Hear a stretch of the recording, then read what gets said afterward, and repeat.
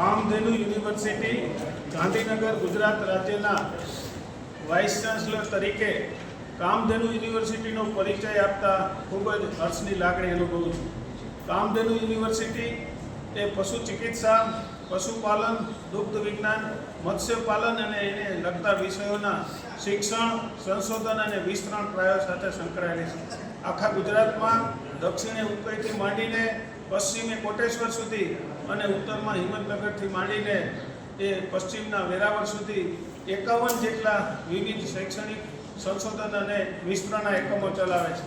Kamdhenu university પશુ ચિકિત્સા, પશુ કલ્યાણ, જીવદયા અને એની સાથે સંકળાયેલા પર્યાવરણ, આર્થિક અને આધ્યાત્મિક પ્રશ્નો સાથે લગતા જે પણ વિષયો છે એની તાંત્રિક તાલીમો ફક્ત વિદ્યાર્થીઓને નહીં પણ ખેડૂતો, મત્સ્યપાલકો, પશુ ચિકિત્સકો અને સમાજના જે પણ પશુ પ્રેમીઓ છે એમને આપે છે.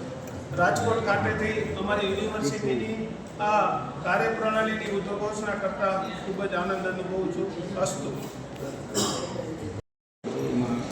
લખેલું છે લાસ્ટમાં કે 2 PhD અને MBS આ જે સ્ટુડન્ટ એમાં ટૂંકમાં જે તમે એડમિશન પ્રશ્ન વિશે કહું તો પીએચડીના સ્ટુડન્ટ જે વિદ્યાર્થી હોય એ પણ ખૂબ જ વિદ્વાન હોય, જેણે માસ્ટર કરેલું હોય અને એ ડૉક્ટર બળગુજર મહારાષ્ટ્રથી આવેલા હતા અને એમણે મહારાષ્ટ્રથી ખાસ આપણા ગુજરાતમાં પીએચડી કરવા આવેલા અને એને સંશોધન કાર્ય પણ આપણે ગીર ગાય ઉપર આપેલું.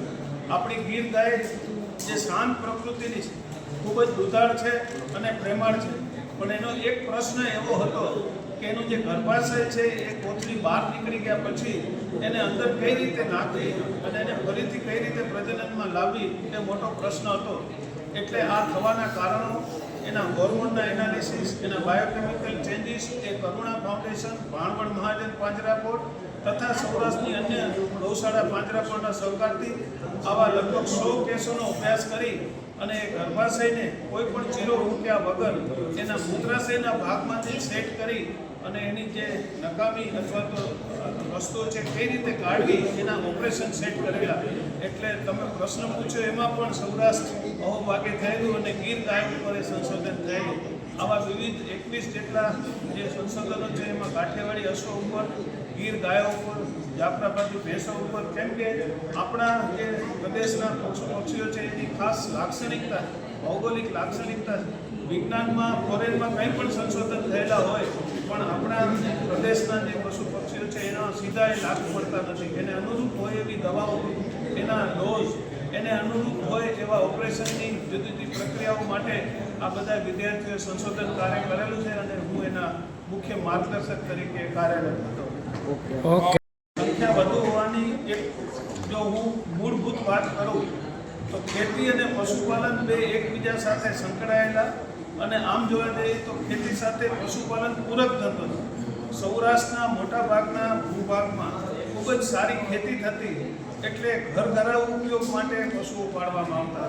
જ્યારે બનાસકાંઠા અને કચ્છ એ મોટાભાગે સૂકા રણ વિસ્તાર અને ઓછી ખેતી ધરાવતા અને વરસાદ દરમિયાન જ એકાદ મોલ થાય અથવા દુષ્કાળ થાય ત્યારે ન થાય, એટલે ત્યાં ખેતી કરતાં પશુપાલન વધારે થયું અને ત્યાં પણ કાંકરેજ ગાયો, વનની ભેંસો એ ખૂબ સંખ્યામાં છે. એટલે કે ત્યાંની જે ગ્રામીણ સંસ્કૃતિ છે એ ખેતી સાથે સાથે પશુપાલનને ખૂબ મહત્ત્વ આપ્યું અને એને લીધે ત્યાં ખૂબ સારા પશુઓ થયા. ત્યાંની જે સંસ્થા અમારી છે દાંતીવાડામાં બનાસ ડેરી છે એના લીધે એમને ભાવ મળતા થયા. હવે સૌરાષ્ટ્રમાં પણ આ જે સહકારી સંસ્થાઓ દ્વારા ડેરીઓની સંખ્યા ધીરે ધીરે વધી રહી છે અને સૌરાષ્ટ્રના ઘણા પ્રદેશો જે હવે શહેરીકરણ તરફ જઈ રહ્યા છે, ત્યારે પશુપાલન કે ખેતી બંને ખૂબ જ અગત્યના છે. અને ખાસ હાલાર વિસ્તાર કે જે જામનગરનો છે ત્યાં પશુપાલન વધી રહ્યું છે. ગયડો એટલે કે પોરબંદર બાજુ પશુપાલન વધી રહ્યું છે. ભાવનગર અને ધાર એટલે કે અમરેલી બાજુ પણ પશુપાલન સારું છે. પણ કેન્દ્રીકૃત કાઠિયાવાડ, રાજકોટ અને જૂનાગઢ વચ્ચે ખેતી અને ઉદ્યોગ બે સારા પ્રમાણમાં છે. ત્યાં આ પશુપાલનનું પ્રમાણ સહેજ ઘટ્યું છે અથવા ઓછું છે. પણ મને આશા છે કે જ્યાં સુધી ઘઉં, બાજરો, ચણા, વટાણા, શાકભાજી અને દૂધ ફેક્ટરીમાં નહીં બને ત્યાં સુધી મારી ખેતી અને પશુપાલન આબાદ રહેશે અહીંયા કે બનાસકાંઠા. ઓકે.